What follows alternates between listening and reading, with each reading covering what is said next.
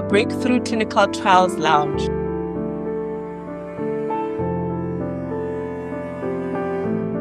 Welcome to the inaugural episode of the Breakthrough Clinical Trials Lounge. I'm your host, Dr Nyeleti Bicky Mthombeni, the chosen voice for Africa's clinical trials community. Together, we embark on a journey to amplify Africa's story, unveiling the continent's expertise, educating, inspiring, and ensuring Africa's vital contributions are seen globally. A mouthful. It is a mouthful, and it is very important, my people, my African people, and one that matters the most. And you know why? Because we have three different margins of people, or three different communities that this podcast aims to cover. Firstly, we have one highly knowledgeable about clinical trials, and on the other end, we have a majority of the community that knows less about clinical trials. And then we have the missing middle, those who make decisions on where clinical trials should be conducted. So the Breakthrough Lounge wants to bring these diverse voices together. It is bringing the experts, the community, and the decision makers with a mission to move Africa from a single-digit number of trials that are being conducted. You know, when I say single-digit, it means less than 10, to a double-digit number of trials being conducted in Africa. Yes, I am saying we must do more trials in Africa. And let's begin. I'm sure many of you are asking, what is she on about? Especially those that knows less about clinical trials, because we're leaving no one behind here. We don't just want the experts to know about clinical trials. Let's first address the group that knows less about clinical trials. Like I said, we want to educate. This is not a training. When I say educate, inspire, it's to ensure that every community member understands the importance of clinical trials. So let's address the elephant in the room, because I'm saying we need to have more trials being conducted in Africa. So I know many of you, especially those that are not necessarily working in the clinical trials era or industry as experts, they're asking, do you want us to be guinea pigs? Are you asking that question? Definitely. I am not necessarily asking you to be guinea pigs. I want you to understand your importance as the community. We've seen the headlines, we know the concern, and we talk about it. We've seen Africa will not be used as a testing grounds for vaccines. This was at some point World Health Organization declaring after some scientists from another country said, why don't we test this in Africa? You know that story. This was during COVID, and there was an uproar about it. But I want to bring something different here. And you're asking, what is she talking about? Check your bag. Check your drawer. Okay, I don't have mine here. But maybe check your parents' drawer if you're young. Or look next to their bag. There's always a next packet. There's a small packet with medicine. Some for diabetes. You know diabetes? We all know diabetes. We call it sugar diabetes here in South Africa. You know diabetes. So many people are living with diabetes. Okay, maybe you don't know diabetes. What about high blood pressure? We know about high blood pressure. There is someone in the family, there's always someone in the family that is either taking treatment for diabetes or for high blood pressure. Or you've heard of a family member. He was walking across the street. Suddenly, he fell and died. Oh, maybe he had stroke. Or maybe he was poisoned. A lot is happening in the community level. So maybe let's try this one to make you understand where I'm coming from. So maybe you had an uncle or an aunt who used to inject himself with a diabetes treatment using a syringe. And that syringe will have a long needle. You know that needle that they usually use when you go to do your blood test? Yes, that big needle. And recently, we have seen them using pens. Have you not seen those beautiful pens that they are using? Okay. Another one. Let me not reveal my age gap, but now I'm going to talk to the people that are from my age group. You will recall when we first heard about HIV. People got sick. People died from HIV and AIDS. Yes. And those that we saw struggle to take the treatment. I mean, the word treatment at some point, and people needed to take it, remember, 3 times a day. And sometimes they needed to take 3 of those tablets. And some of them were so big and there was just so much. And people just couldn't keep up. Some people defaulted. They just couldn't take the HIV treatment. And boom, now we have one pill. Where does all this come from? So I will not even mention the latest breakthrough. Everybody is talking about it. The pill to prevent HIV, the PrEP, you heard about PrEP, yes? And now there's a needle. We will not say much about that, but it's going to be in one of our episodes. But this whole breakthrough, this whole explanation that I just gave is for you, the community, the people of Africa, to say, why are clinical trials necessary? We cannot deny that people get sick. There are many causes of illness, and we're not contesting that. Some we know the cause, some we blame others, and some are due to our genes, which can be passed on from one person to the another. And some are because of our lifestyle, like the diabetes. Lately, hey, you had climate change. I'm sure you've heard a lot about climate change, global warming. There are newcomers in the world with different kind of diseases because of all these changes. So this is where I'm going. And I've said a lot, but this is to show you that, yes, we cannot escape the fact that the world is changing. There are many diseases and we cannot fall ill and just die. How do we become part of the solution? So, me, Dr. Breakthrough, you can call me that. So, am I saying you should be part of the clinical trials community? Am I saying that African people should participate in clinical trials? Am I saying that you should be guinea pigs? Definitely not guinea pigs, because you are going to be informed and you're going to understand and you're going to make a voluntary choice because you will understand the importance of clinical trials.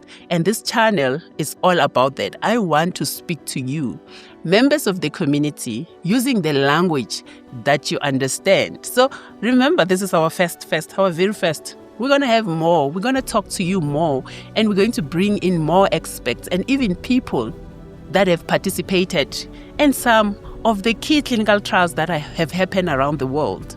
I mentioned the diabetes treatment, the improvement, moving from syringe to pens. Even recently, those that have money can even get their diabetes treatment through a patch. You know, a patch similar to what people use for prevention of pregnancy? A patch that can release diabetes treatment without feeling the pain. There is just so much development when it comes to treatment. And I gave an example of the HIV treatment, how it has progressed from back then when people just fell ill. We lost so many people. They fell ill because there was HIV and we needed to treat it. And the scientists spent time to find solutions. Some are asking, why not a cure? We're going to get to that. For now, we're just going to introduce you into the subject of the breakthrough in our clinical trials lounge with Dr. Breakthrough, Dr. Nyeleti Bicky Mthombeni. So, remember again, this is our first episode, and I mentioned that there is the community.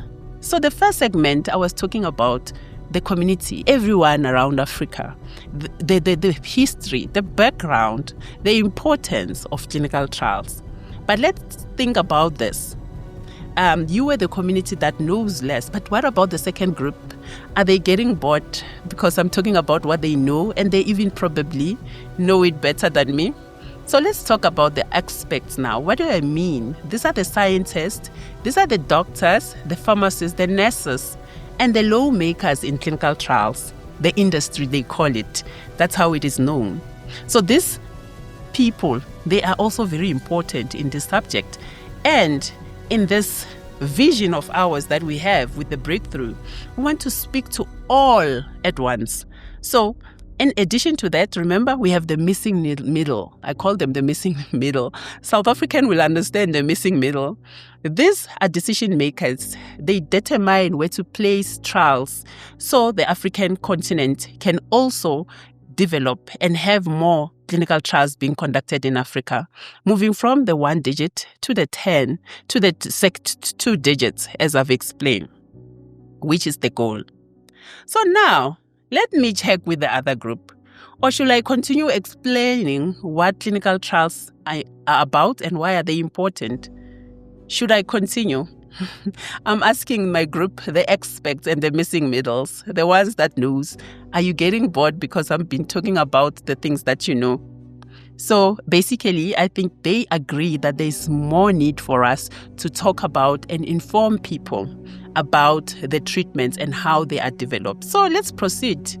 And basically, they are saying to me, we are all patients. They also patients. Some of them yesterday didn't sleep. They were stressing the whole night because they've been working throughout the night in some research laboratory. And maybe some of the expected research didn't come out the way they expected. And you know what they had to do to sleep? Take a pill. So that's what I'm saying. At the end of the day, we all patients. Like I told you about the story of the drawer, looking next to the person sitting just next to you or even yourself, we're all taking some tablets. You understand why this is important. I haven't defined what clinical trials are, and I haven't talked about how they are conducted. But what I'm trying to picture here, to draw up for you, is for you to understand the challenges that we are facing. And often we have the mentality that the developed world is coming to Africa to take advantage of its people when conducting clinical trials. And that's where this guinea pig comes from.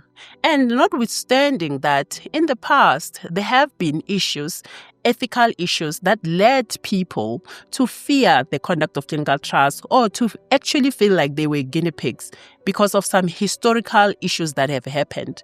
And we are not going to not talk about that. We will just not talk about them in this episode. Let me tell you something. The developed world is not taking advantage of Africa. I want to prove that for you. Based on the global distribution of clinical trials, as shown, there is more than 500,000 trials that have been registered worldwide. So there are databases across the world where clinical trials that are being conducted for different conditions are registered. And of that 500,000, only 23,000 are conducted in Africa. Do you know what that it means? It means only 4% of clinical trials are conducted in Africa. Do you understand what that means? Do you understand the significance of what that means? It basically says that Africa as a continent is underrepresented. And where are most clinical trials being conducted? For example, in the North of America, they host 37% of clinical trials. In Europe, there is 28% of clinical trials, followed by Asian countries that host about 23% of clinical trials. And I said, in Africa, there's only 4% of clinical trials. What does that mean for us? Let's ponder on that. What does it mean for you? Why do we need to do clinical trials? Obviously, we have people that are sick. We know that there's growing burden of diseases. There's so many diseases that are growing in Africa. But is the global world taking advantage of Africa? Or is Africa excluded in the conduct of clinical trials? Do you understand what this means? This means that most of the new medicines or most of the treatment that we are taking, they were not tested in the population so that do not share the same genetic background as us. I hope you understand what I mean when I say genetics. We are different people because genetics can influence how the body responds to medication and how well it works and what are the side effects that can happen. So if we have such an imbalance where during testing there's only 4% of trials being done in Africa, do this treatment truly work for us? You may have seen some of the treatment you will be taking, but probably you realize that you're not necessarily getting better. So, but I'm going to jump away from that discussion because it's a broader discussion on its own. But let's talk about the geographic distribution of this trial. We can tell which ethnic groups are represented. And as I've noted, I did say 37% of clinical trials are being conducted in North of America. So who are the people that are largely in those areas? Obviously, the most North of America are European descendants, which are white people. And then there is a percentage of African American, Hispanic or Latinos, and some Asian American groups. However, the white is the majority in the North of America. Let's go to Europe, where I said 28% of clinical trials are being conducted in Europe. And obviously, we know that the European continent is made up of white people with white genomics. And then Asia, it's very clear. What I'm basically showing here is that Africa is not included. So we're taking medicines which have no data to prove that they work for us. What do I mean? So let's take, for example, they do work. Maybe they do not don't get me wrong. Do not stop taking medicine and say, I said they don't work. I know as sometimes we can read between the lines. Let me clarify that. I'm talking about the data that is used for testing of clinical trials and for the medicine that we end up buying in the pharmacy. I'm not saying they don't work. I'm saying if only 4% are tested on the African continent or with African participants, what does it mean? There is a risk. Some medicines may work less in different groups compared to others. Hence, we have to be included in trials. Also, we have seen that there is also a rise in diseases, and Africa's health risks are changing from common infectious diseases. We have more people now being diagnosed with cancers. I'm sure many of us recently, someone in your family that has been diagnosed with cancer. It was not that common. What is happening? I explained earlier on that there are a lot of changes around the world, including climate change, including genetics, including lifestyle, that are changing the disease patterns. Okay, diabetes, high blood pressure, heart conditions, and many other diseases. Hence, our availability for trial testing contribute in generating knowledge earlier on how this treatment work in us and work for us. Let's ponder on that. It is a mouthful. There is a growth in number of conditions. Trials in Africa usually were for infectious diseases. And you will understand the research that is being done or the trials that are being done, they need to be responsive to the challenges of the community where those trials are being conducted. So you're not going to conduct a trial in a condition that does not affect that particular population. So is cancer affecting us? Is diabetes affecting us? Is hypertension or high blood pressure affecting us? Are we being affected by cardiovascular problems like heart diseases where people have strokes, for example? Do you know of someone that had stroke recently? What treatment are they taking? How did it come about? Who basically volunteered to become a test person? A test person, no more guinea pig, a test person basically. But they volunteered from other countries and say, okay, you can use us to develop medicine. Have you understood my justification? Do you understand my rationale? That no one is using us. No one. We're actually not being included. We should be advocating for more trials conducted in Africa. Actually, we should have drug development, as we call it, or medicines development as part of our education so that we can understand. Because, everyone is taking treatment at the end of the day. It's part of our daily lives. It's not something so far from every one of us. It's something that happens around us every day. So how does it work? How do we go about? Take some time to learn about this. It is very important. It is even more important because often many of us also rely on traditional medicines. The topic on traditional medicine, I'm sure that will spark another conversation. So, my African people, we take traditional medicine. So, I've been talking about the drugs, the treatments that are made for diabetes and stuff like that, that we do them through clinical trials. And then there's the other element of traditional medicines. That is very important. And I'm not saying traditional medicines do not work. And I'm not saying traditional medicines are not tested. But that topic will need to be covered another day. There are traditional medicines experts in Africa that we can bring here and we have this discussion so we can talk about that one day. I'll bring those subject experts. But for now, do you think this information is relevant for you, for your community? Do you think it's relevant? So we've painted the picture for the community. Now, for a bit before we get to the end, let me talk to the second group. So the second group is the experts, the researchers, the people conducting trials. And these are in South Africa, they are in Nigeria, in Zimbabwe, from Cape to Cairo. What is happening out there in Egypt? Remember, this is for the whole of Africa. What is happening there in Morocco? What is happening over there in Zambia, in Uganda? Who are doing trials? Who are the experts that are doing trials? Oh, a lot happened in 2025. There were a lot of changes. I know many people are affected by some of the global changes when it came to 2025.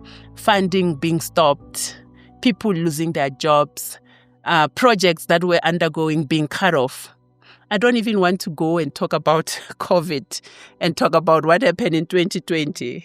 COVID times were COVID times. And do we need to go back there? If I start with COVID, the community will also bring a lot of questions because COVID, though what COVID did, it brought to light a lot when it comes to research, when it comes to trials, when it comes to the treatments that we take. But again, the community, which side of this are you gonna stand? You know. So, what are you doing over there in Zimbabwe to advocate for more trials? You doing webinars? I'm sure you like this one. What is she doing now? Why not a webinar? Why not a webinar where we talk to experts? No, we're not doing webinars this time. Please come here. Come join me here. Let our voices be heard. What is it that we are doing? How capable are we? We are the professors, the doctors, the nurses that led the development to this major breakthrough, like the PrEP, that now can be taken only twice a year. We did this. Or maybe do you want me to talk about the weight loss drugs that many of us are taking? African countries participated in those trials, some to bring weight loss drugs that we're taking, some to actually help with the stopping of the transmission of HIV, like PrEP. Anyway, I don't want to mention names of the drugs, but many of you knows the drugs that people are taking now, though initially they were not necessarily developed for weight loss. They were developed for treatment for people living with diabetes. But then through that time, they realized that it can also benefit the weight loss. A discussion for another day. Maybe it would be good to bring those people that are taking those drugs or the treatment that helps with weight loss. But that is very important. But what I'm basically bringing in here is that Africa is capable. We are able to generate data using our systems, data that later is used by the global lawmakers to register those treatment for us to end up having them in our pharmacies, and for those that are actually getting them from the pharmacy at state hospital or public hospitals. That is the process. And I'm going to expand on it on other episodes. But what I now need to tell you is that through this expert group, those that knows, there are lawmakers that regulate the trials or that also regulate the treatment that end up in our shelves or in our pharmacy, that end up in our body, the ones that we're taking when we are sick. So, for example, in Nigeria, the lawmaker is called National Agency for Food and Drug Administration and Control, NAFDAC. In Zambia, it is called Zambia Medicines Regulatory Authority. In South Africa, it is called South African Health Product Regulatory Authority. So each and every country has their own lawmakers. We call them regulators, but we have their own lawmakers. So these people, for example, let me give you an example. Let's say we're talking about accountants, for example. They belong to some board, and that particular board set up the rules. And those are the board that set up the rules. So these boards, these lawmakers, they set up the rules, firstly, for how clinical trials should be conducted in Africa. So every country or everyone that then conduct clinical trials in Africa follows those rules that are set by the different countries. So let me say to the community, if you open a packet of medicine, there's a small booklet. I'm sure you've seen, I don't know if you read it, but there's a little pamphlet, and we call it a package insert. It provides information about that particular treatment that you will be taking. When not to take it, how many times must you take it? So much information is provided in that. But that is the information that these experts, the researcher, they work on generating. The data that they collect from the community that participate, the individuals that choose to use their body for common goods to get this information. So those are the people that really are important when it comes to clinical trials. So it is a whole diverse range of information. But remember, this is just the first episode. So we're going to do this monthly. We're going to dive into different subjects. But for now, let's say this is what I need you to understand. We need the community to understand trials so they can participate and support participation. We need the experts to conduct the research according to the rules that are set by lawmakers. Then we need the missing middle, those who decide when to place the trial. Who are those? Who is this last group? The missing middle. That is of interest. This is those that come up with the treatment, where and how, and they basically work in different organizations.